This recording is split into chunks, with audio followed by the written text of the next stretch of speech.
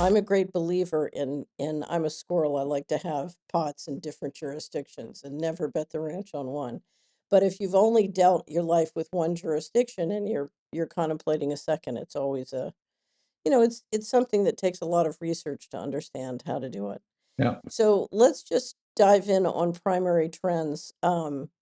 Clearly, one of the primary trends we've been dealing with our whole life is inflation and the importance of real assets. So um, I I don't know if you had a chance. I sent you our stablecoin briefing, but I think the central bankers are trying to move us out of the current system into programmable money, and the way to do that is to just print, print, print, which is what seems to be happening. So it's funny.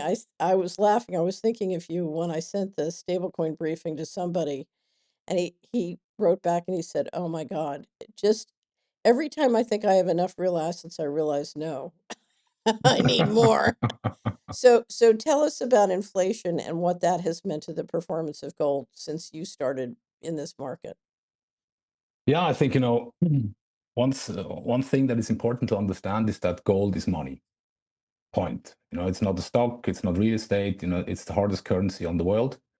And I just, there was an article 2 weeks ago in the Swiss newspaper stating that someone who purchased in the year 2000 real estate in Switzerland made a fantastic deal because he's now, on average, prices increased by 168%. So it was a great decision to take. And then I just compared it, with someone who would have purchased in the year 2000 in US dollars. The guy would have a performance of 1200%, Mm-hmm. up to today. And if he would have purchased in euro, it would be 950. And if he would have purchased in Swiss franc, the performance is 650%. So basically, this just shows, gold is, gold, an ounce is an ounce. It always remains an ounce. So instead of buying real estate, he'd bought gold, what Uh, would have happened? Would it have been the same today?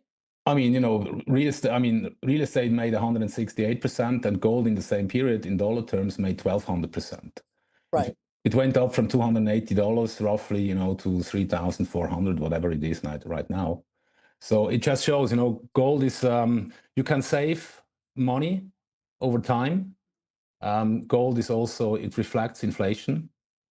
So if the because at the end of the day, inflation is nothing else than the depreciating of paper money. And Right. whenever, of course, central banks decide that they print more money, the logical outcome is that the fiat money is depreciating. And then, of course, it Right. goes into certain bubbles, which also can be steered by the financial industry and so on. But at the end of the day, they're destroying the currency. And I think that was, Lenin always said, to destroy the bourgeoisie, you have to destroy their paper or their money system, their monetary system. And I think that's basically what's going on over the last few decades. And now we are in the end game, even when we look at, historical cycles and so on.